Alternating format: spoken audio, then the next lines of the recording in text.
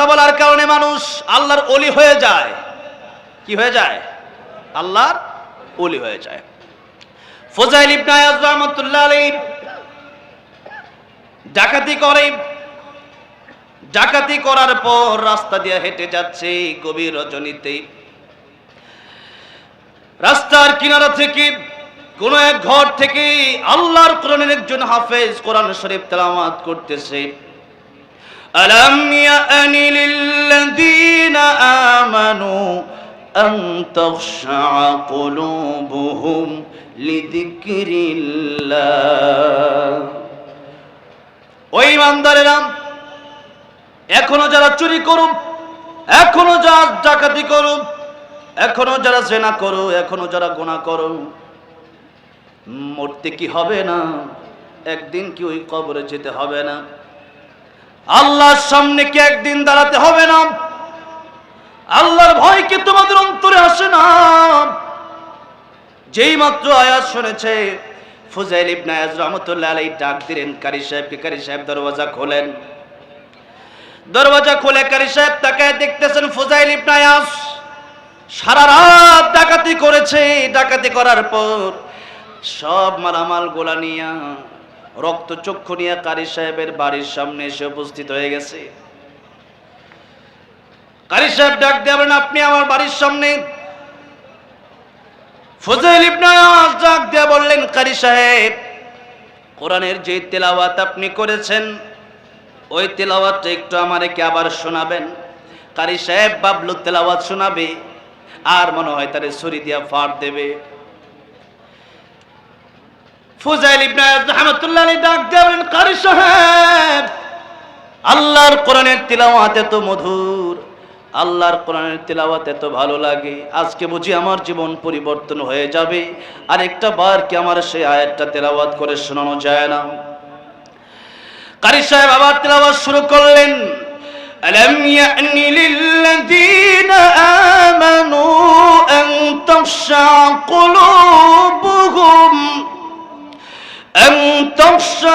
কুলুবুহুম লিযিকরিল্লাহ।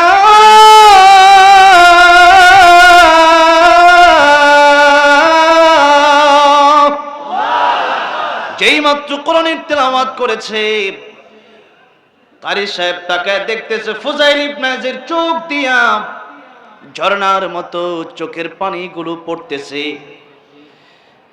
কারি সাহেব ডাক দেয়া বললেন, আপনিও ডাকাতের সর্দার, আল্লাহর কোরআনের তেলাওয়াত শুনে দেখি আজকে আপনি কাঁদেন, আপনার চোখের পানি বের হয়।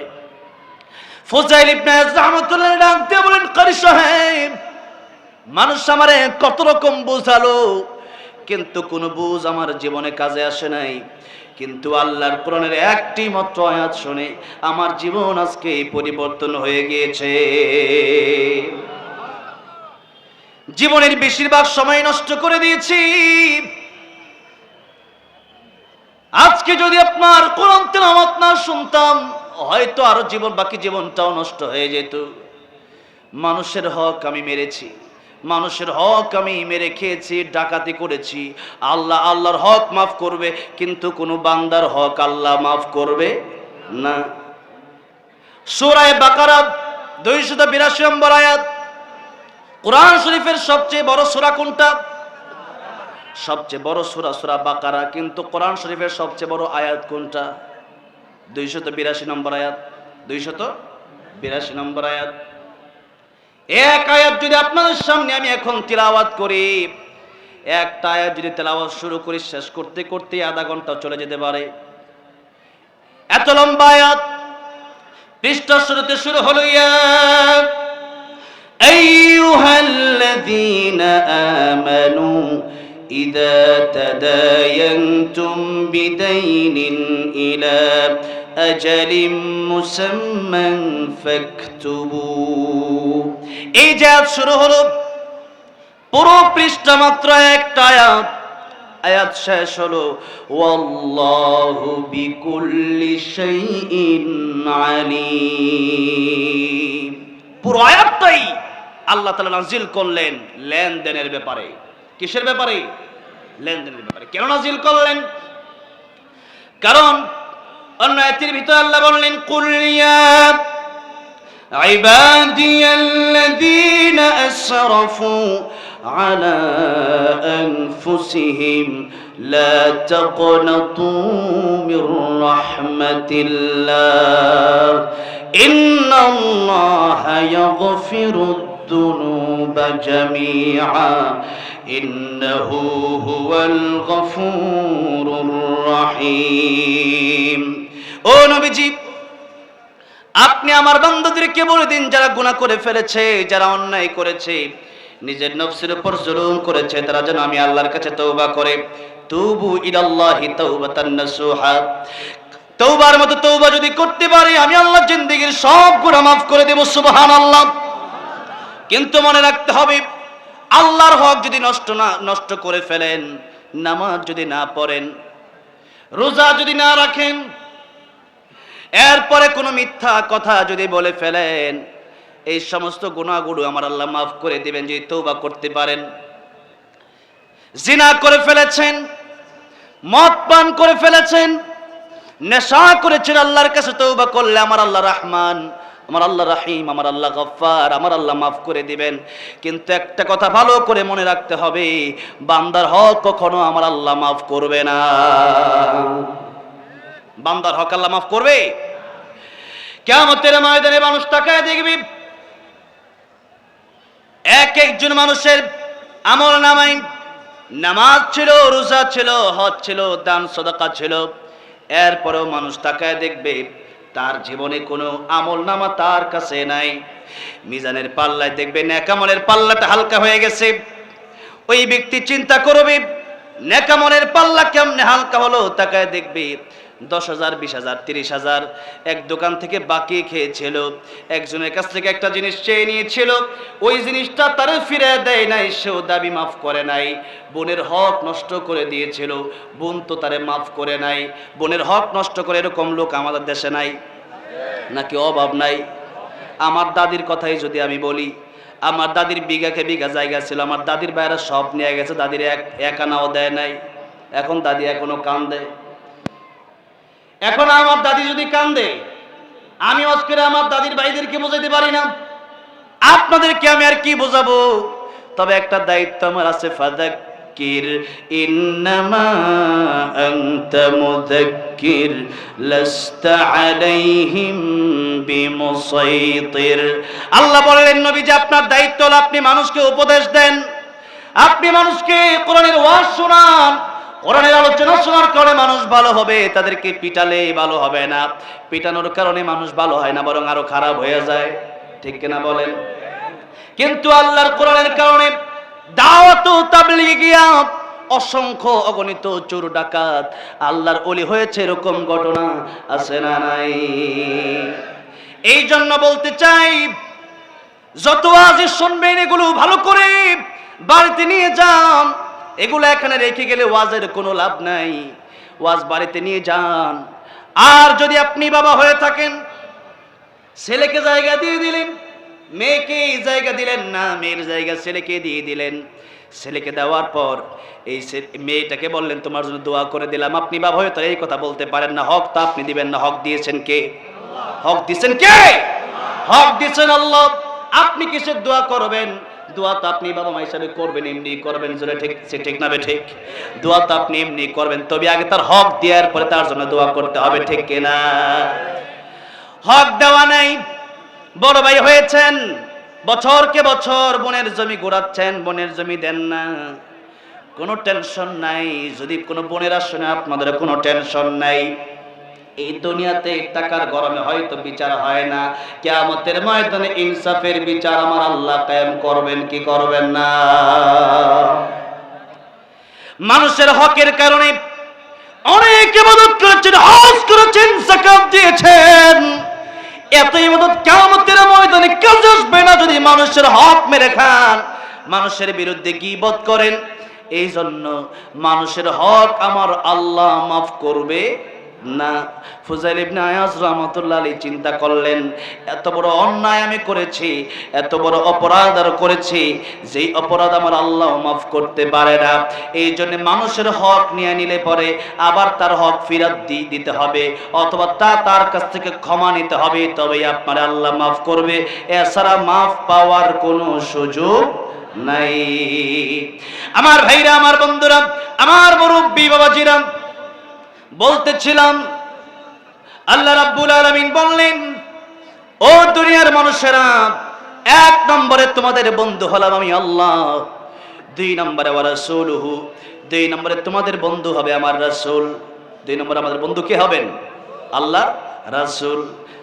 যেই নবীর কারণে ইসলাম পেয়েছি, কোরআন পেয়েছি, দিন পেয়েছি, সেই নবী আল্লাহর পরে আমাদের বন্ধু। এই জন্য নবী বললেন, লা ইউমিনু আহাদুকুম হাত্তা আকুনা হাব্বা ইলাইহি মিন ওয়ালিদিহি ওয়া ওয়ালাদিহি ওয়ান নাসি আজমাইন। তোমাদের জীবনের চাইতেও বেশি আমি নবীকে ভালোবাসতে হবে। রাজি আছেন না নাই? নবীকে জীবনের চাইতে বেশি ভালোবাসার দরকার আছে না নাই? এই জন্য বাংলাদেশে দেখবেন ব্যক্তিগত আক্রমণ আসলে আমরা অনেক সময় চুপ করে থাকি, আমরা কথা বলি না, প্রতিবাদ করি না। কিন্তু বাংলার জমিনে আল্লাহ রাসূলের বিরুদ্ধে কথা বললে জিহ্বা টেনে ছেঁড়া হবে, ছাড় দেওয়া হবে না। মুসলমান, আল্লাহর নবীর বিরুদ্ধে কথা বললে আর চুপ থাকা যায় না। আবু বকর সিদ্দিক রাদিয়াল্লাহু আনহু, আল্লাহ যখন এই আয়াত নাযিল করলেন সূরা হাদীদের, মান দাল্লাযী ইউকরিদুল্লাহা করদান হাসানা, কে আছো আমি আল্লাহরে ঋণ দিবা? আল্লাহরে ঋণ দিবা, আল্লাহরে ঋণ দিব মানে আল্লাহ কি ফকির নাকি? হ্যাঁ, এখন আল্লাহরে ঋণ দিব মানে ঋণ তো আল্লাহ চাইলেন মানে আমার মসজিদে দাও, মাদ্রাসায় দাও, গরিব দুঃখীকে দাও, এটাই আমি আল্লাহকে দেওয়া হবে।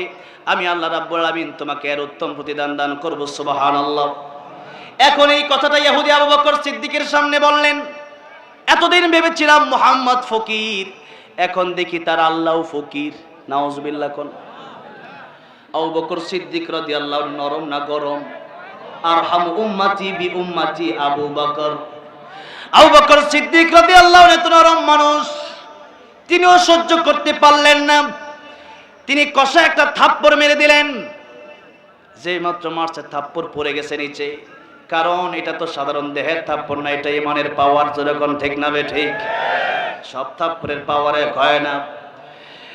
আবু বকর সিদ্দিক রাদিয়াল্লাহু এক থাপ্পড় মারছে, পড়ে গেছে।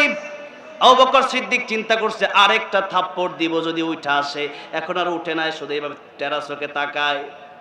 আবু বকর সিদ্দিক রাদিয়াল্লাহু আনহু চলে গেলেন। এরপরে ইহুদি চিন্তা করলো একটা প্যাঁচ লাগায় দেই, নবীর কাছে গিয়ে বিচার দিছে, ইয়া রাসূলুল্লাহ, ইয়া হাবিবাল্লাহ, আপনার আবু বকর আমারে থাপ্পড় মারছে। নবী বলেন, আবু বকর মনে হয় থাপ্পড় দেয় নাই, কারণ আরহাম উম্মতি বি উম্মতি আবু বকর, আমার আবু বকর তো বড় নরম মানুষ। থাপ্পড় মনে হয় আসাদহুম ফি আমরিল্লাহি ওমর, ওমর মনে হয় থাপ্পড়টা দিছে, কারণ শক্ত তো ওমর। ইহুদি কয়, ইয়া রাসূলুল্লাহ, আমি ওমরকেও ভালো করে চিনি, আবু বকরকেও ভালো করে চিনি, আমার আবু বকর থাপ্পড়টা দিয়েছে, এই বিচার আপনার করতেই হবে। নবীজি চিন্তা করলেন আবু বকর থাপ্পড় দিলে এমনি দেয় নাই, কিন্তু এরপরও নবীর বিশ্বাস হচ্ছিল না। বললে, ইহুদির যেহেতু তুমি ইসলামের কোর্টে এসেছো, বিচারের বেলায় মুসলিম ইহুদি সমান অধিকার পাবে, কোনো সমস্যা নাই, বিচার হবেই হবে। এমন সময় আবু বকর সিদ্দিক রাদিয়াল্লাহু সামনে আসলেন, ইয়া রাসূলুল্লাহ, ইয়া হাবিবাল্লাহ, আপনি আমারে একবার অনুমতি দেন, তার আরেকটা থাপ্পড় আমি দেই। সুবহানাল্লাহ। কোন নবীজি বলেন, আবু বকর, এতক্ষণ আমি বিশ্বাস করি নাই, এখন যখন তুমি আবার আসছো থাপ্পড় দেওয়ার জন্য, এখন আমার বিশ্বাস করতে আর বাকি নেই, আগের থাপ্পড়টা তুমি দিয়েছিলে। আবু বকর বলেন, ইয়া রাসূলুল্লাহ, ইয়া হাবিবাল্লাহ, আগের থাপ্পড়টা আমি দিয়েছিলাম। নবীজি বলেন, আবু বকর, কেন থাপ্পড় দিলাম? ইয়া রাসূলুল্লাহ, ইয়া হাবিবাল্লাহ, আপনার বিরুদ্ধে কথা বলেছে, আমি আবু বকর ব্যক্তিগত আক্রমণ করলে, আমার মারলেও আমি হয়তো কিছু বলতাম না, কিন্তু আপনি নবীর বিরুদ্ধে কথা বলেছে। ইহুদি সে তো এমনি মিথ্যাবাদী, এমনি দোষী, সুরি আবার সেনা জরি। নবীর কাছে আসলো, ইয়া রাসূলুল্লাহ, ইয়া হাবিবাল্লাহ, আমি কোনো গালি দেই নাই, নবী বলেন, আবু বকর তোমার কি সাক্ষী আছে নাকি? সাক্ষী নিয়ে আসো, ইসলামের কোটি সাক্ষীর দরকার আছে, সাক্ষী নিয়ে আসো। সাক্ষীর সাক্ষ্যতেই বিচার আজকে হবে। আবু বকর সিদ্দিক রাদিয়াল্লাহু আনহু বলেন, ইয়া রাসূলুল্লাহ, ইয়া হাবিবাল্লাহ, আমার কোনো সাক্ষী নেই। সেখানে কোনো মুসলিম ছিল না। ওদিকে ইহুদির আরেকজন সাক্ষী আছে, একটা ইহুদি তার সাক্ষী আছে। যেহেতু সাক্ষী নাই, বিচারটা আবু বকরের বিরুদ্ধে চলে গেল রাইটা। নবীজি বললেন, বিচারের জন্য রেডি হয়ে যাও বকর। আবু বকর সিদ্দিক রাদিয়াল্লাহু আনহু বলেন, ইয়া রাসূলুল্লাহ, ইয়া হাবিবাল্লাহ, আল্লাহর পক্ষে, রাসূলের পক্ষে যদি আমি কথা বলতে গিয়ে, আল্লাহর পক্ষে, রাসূলের পক্ষে থাপ্পড় দিতে গিয়ে যদি আমার শাহাদাত বরণ করতে হয়, আমি শহীদি মৃত্যুতেও আমি আবু বকর রাজি আছি। কোন সুবহানাল্লাহ। নবীজি বলেন, বিচার হবে। আবু বকরের বিরুদ্ধে আজকের রায় চলে গেল। কিন্তু আমার নবী তাকায় দেখতেছেন জিবরাইল আমিনের আগমন আমার নবীর দরবারে। কোন সুবহানাল্লাহ। জিবরাইল ডেকে বলেন, ইয়া রাসূলুল্লাহ, ইয়া হাবিবাল্লাহ, দুনিয়ার কোন মানুষের জন্য অন্য দুইজন সাক্ষীর প্রয়োজন হয়। আজকে আবু বকর সিদ্দিক রাদিয়াল্লাহু আনহুর জন্য দুনিয়ার কোন সাক্ষীর প্রয়োজন নাই, দুনিয়ার কোন মানুষের সাক্ষীর প্রয়োজন নাই।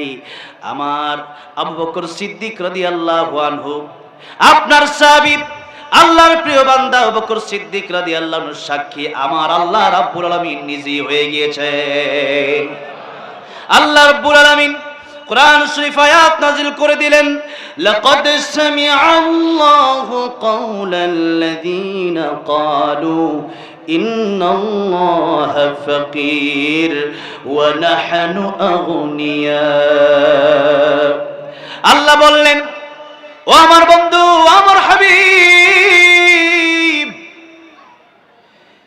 এই ইহুদি আমি আল্লাহকে ফকির বলেছি, তোরা নিজেকে ধনী মনে করেছে। এটা সেই ইহুদি যে বলেছে, এটা দুনিয়ার কোনো মানুষ না শুনলেও আমি আল্লাহ শুনেছি। এবার বলেন, আমার আল্লাহর চাইতে উত্তম সাক্ষী আর হতে পারে নাকি? আর সাক্ষীর প্রয়োজন নেই। যেই কথা আমার বলার উদ্দেশ্য হলো যে আমরা সাধারণত নিজেদের বিপক্ষে কথা আসলে পরে আমরা চুপ থাকলে অসুবিধা নাই। আমাদের বাবা মা নিয়ে কথা বললে হয়তো আমরা চুপ থাকতে পারি, কিন্তু আল্লাহর নবী, বিশ্ব নবী, রাহমাতুল লিল আলামিন, যেই নবীর উসিলায় ধর্ম পেলাম, যেই নবীর উসিলায় দ্বীন পেলাম, যেই নবীর উসিলায় ইসলাম পেলাম, যেই নবীর উসিলায় কোরআন পেলাম, সেই নবীকে জীবন দিয়া ভালোবাসার দরকার আছে না নাই? আমার ভাইরা, আমার মুরব্বী বাবাজিরা বলতেছিলাম, 2 নম্বর বন্ধু হবে আমার রাসূল, 3 নম্বর হবে ইমানদার। লম্বা চোরা কথা। আল্লাহ রাব্বুল আলামিন বললেন, আমার নবীর সবচেয়ে প্রিয় বন্ধু আমি আল্লাহ। কাফির বেঈমানেরা যখন এই কথা বলতে লাগলো, নবী ক্ষতিগ্রস্ত হয়ে গেছে। কেন ক্ষতিগ্রস্ত হয়ে গেল? নবী যখন বললেন, তোমরা মেনে নাও লা ইলাহা ইল্লাল্লাহু মুহাম্মাদুর রাসূলুল্লাহ সাল্লাল্লাহু আলাইহি সাল্লাম, নবীজি তখন এক আল্লাহর দাওয়াত দিলেন। তখন তারা বলল, ঠিক আছে, তোমরা ইয়া রাসূলুল্লাহ, ইয়া হাবিবাল্লাহ, মানলাম আল্লাহ, আপনি আল্লাহ রাসূল, আপনি একটা কাজ করেন, আপনি আমাদের ধর্মে কিছুদিন আসেন আর আমরা আপনার ধর্মে কিছুদিন যাই। মানে আপনিও কিছুদিন আমাদের সাথে মূর্তির পূজা করবেন আর আমরাও কিছুদিন আপনার সাথে নামাজ রোজা সব করব। নবী বললেন, ইসলাম এসেছে বিজয় হওয়ার জন্য, ইসলাম কখনো পরাজয় বরণ করতে পারে না। সুতরাং ইসলাম এমন নয় আজকে একদিকে কালকে একদিকে। দীর্ঘ 16 বছর আওয়ামী লীগ, এখন হয়ে গেলাম বিএনপিটা ইসলাম নাকি? এটা হলো মুনাফিক। এগুলা কি? লা ইলাহা উলাই ওয়ালা ইলাহা উলা, সুবিধাবাদ জিন্দাবাদ। দীর্ঘ 16 বছর অনেক লোককে আমরা দেখেছি যারা আওয়ামী লীগের 5 গোলাম ছিল, এখন বলে আমরা ইসলামের পক্ষে আছি, এখন বলে আমরা বিএনপির পক্ষে আছি। একটাও জায়গা দেবেন না।